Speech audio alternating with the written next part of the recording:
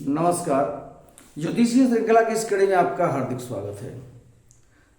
ज्योतिष के द्वारा जातक की आयु का निर्धारण इस विषय के अध्ययन के क्रम में अभी हम मध्यमायु योग का अध्ययन कर रहे हैं। मध्यमायु के लिए कौन कौन से ज्योतिषीय सूत्र होते हैं और इस क्रम में आज देखते हैं 20 वर्ष की आयु के लिए कौन कौन से सूत्र हैं, उनका अध्ययन करते हैं। पहला है कि यदि चंद्रमा षष्ठ, अष्टम अथवा द्वादश स्थानगत हो और चंद्रमा की तथा शुभ ग्रहों की दृष्टि केंद्र स्थित पापक ग्रहों पर नहीं पड़ती हो तो जातक की आयु 20 वर्ष की होती है। इसमें 3 कंडीशंस बताए गए हैं। चंद्रमा छठे भाव में, 8वें भाव में अथवा 12वें भाव में बैठा हो, अर्थात चंद्रमा 2 स्थानगत हो।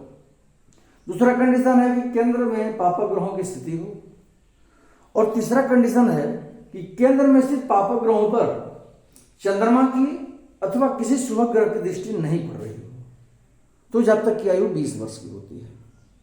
अब इस स्थिति में हम देखेंगे कि छठे भाव में, 8वें भाव में या 12वें भाव में बैठ करके चंद्रमा अपनी पूर्ण दृष्टि से तो केंद्र में देख नहीं सकता है, केंद्र पर स्थित पापक ग्रह पर अपनी दृष्टि नहीं डाल सकता है, लेकिन पाद दृष्टि डाल सकता है, एक पाद दृष्टि डाल सकता है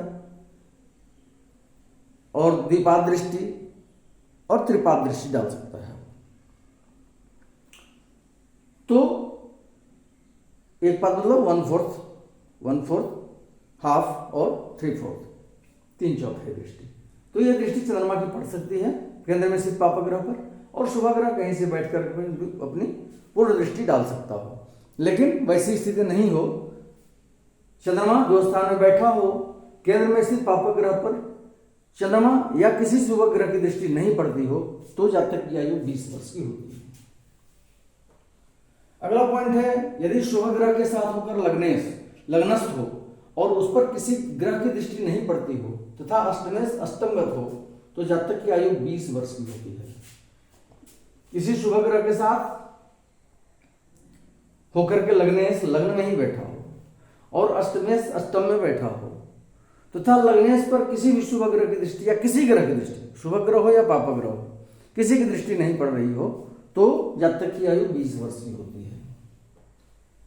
अगला बिंदु है, यदि क्षीण चंद्रमा क्रूर ग्रह के साथ अष्टम स्थान में बैठा हो और अष्टमेश केंद्र में हो तथा लग्नेश निर्बल हो तो जातक की आयु 20 वर्ष की होती है। क्षीण चंद्रमा होना चाहिए और किसी क्रूर ग्रह के साथ होकर के अष्टम स्थान में बैठा हो। अष्टमेश कहां बैठा हो? अष्टमेश केंद्र में बैठा हो और लग्नेश निर्बल हो, लग्न का स्वामी कुंडली में निर्बल स्थिति में हो तो जातक की आयु 20 वर्ष की होती है। अगला बिंदु है, यदि शुभ ग्रह अपोक्लिम में हो और शनि चंद्रमा के साथ षष्ठ अथवा अष्टम स्थान में हो, मतांतर से शनि तथा राहु अष्टम स्थान में हो बताया गया है तो जातक की आयु 20 वर्ष की होती है। शुभ ग्रह अपोक्लिम हो, अपोक्लिम शब्द क्या है इसके बारे में हम भली भांति परिचित है। कुंडली में अपोक्लिम हम बोलते हैं तृतीय भाव, षष्ठ भाव, 9वां भाव और द्वादश भाव, इन चारों को अपोक्लिम बोला जाता है। तो शुभ ग्रह इनमें स्थित हो, तृतीय, षष्ठ, 9वां अथवा द्वादश भाव में स्थित हो और शनि चंद्रमा के साथ छठे अथवा 8वें स्थान में हो, शनि और चंद्रमा एक साथ छठे भाव में या 8वें भाव में बैठे हो, या कुछ विद्वानों का मत है कि शनि तथा राहु अष्टम स्थान में बैठे हो, शनि तथा राहु अष्टम स्थान में बैठे हो, अर्थात शुभ ग्रह अपोक्लिम में बैठे हो और शनि शुभ ग्रह अपोक्लिम में बैठा हो, शनि चंद्रमा के साथ छठे भाव में या 8वें भाव में बैठे हो, या शनि राहु के साथ 8वें भाव में बैठा हो तो जातक की आयु 20 वर्ष की होती है। अगला पॉइंट है, यदि सूर्य और शनि केंद्र में हो तथा मंगल लग्न में हो तो जातक की आयु 20 वर्ष की होती है। सूर्य और शनि केंद्र में बैठे हों, एक साथ ही बैठ सकते हैं या अलग अलग भाव में बैठ सकते हैं, लेकिन केंद्र में ही उनकी स्थिति होनी चाहिए। और लग्न में मंगल बैठा हो, लग्न में मंगल बैठा हो तो जातक की आयु 20 वर्ष की होती है।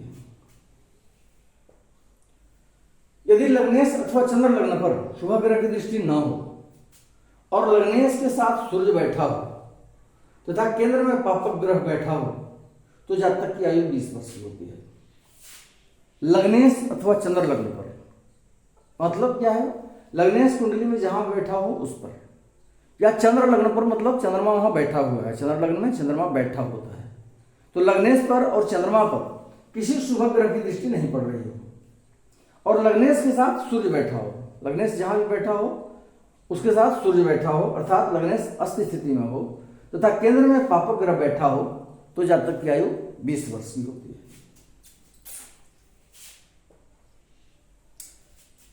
यदि लग्न चर राशिगत हो और उसमें सूर्य और मंगल बैठे हों, बृहस्पति दशमस्थ तथा चंद्रमा त्रिकोणस्थ हो तो जातक की आयु 20 वर्ष की होती है।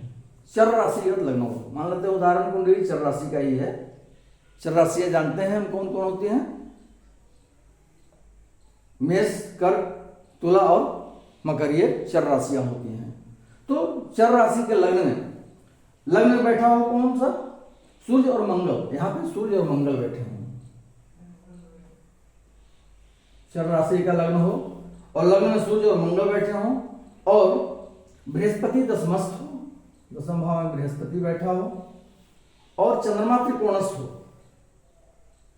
चंद्रमा त्रिकोण में या तो पंचम में बैठा हो या नवम स्थान में बैठा हो तो जातक की आयु 20 वर्ष की होती है। क्या है? चर लग्न की कुंडली हो और लग्न में सूर्य और मंगल बैठे हो और बृहस्पति दशमस्थ हो तथा चंद्रमा त्रिकोण में स्थित हो तो जातक की आयु 20 वर्ष की होती है। अगला पॉइंट है, यदि सभी शुभ ग्रह पापक ग्रह की राशि में हो और पापक ग्रह के ही नवांश में हो तो जातक की आयु 20 वर्ष होती है। जितने भी शुभ ग्रह हैं कुंडली में वो सभी पापक ग्रह की राशि में स्थित हो तथा पापक ग्रह के ही नवांश में हो सभी शुभ ग्रह तो जातक की आयु 20 वर्ष की होती है। यदि दो पापक ग्रह एक साथ द्वितीय, अष्टम अथवा द्वादश स्थान में हो पर ये राहु और चंद्रमा न हो तो 20 वर्ष की आयु होती है। दो पापक ग्रह एक साथ होकर के द्वितीय में, अष्टम में अथवा द्वादश भाव में बैठे हो परंतु ये राहु और चंद्रमा न हो, राहु और चंद्रमा के अलावे दो पापक ग्रह एक साथ होकर के द्वितीय, अष्टम अथवा द्वादश भाव में बैठे हो तो जातक की आयु 20 वर्ष की होती है। यदि केंद्र में सूर्य और शनि हो तथा लग्न में मंगल हो तो जातक की आयु 20 वर्ष की होती है। केंद्र में सूर्य और शनि की स्थिति हो, एक साथ बैठे हों या अलग अलग बैठे हों, केंद्र में ही स्थित हो और लग्न में मंगल हो तो जातक की आयु 20 वर्ष की होती है। अगले वीडियो में हम इस मध्यमायु योग में 20 वर्ष से आगे की आयु के लिए जो ज्योतिषीय सूत्र हैं उनका अध्ययन करेंगे। नमस्कार।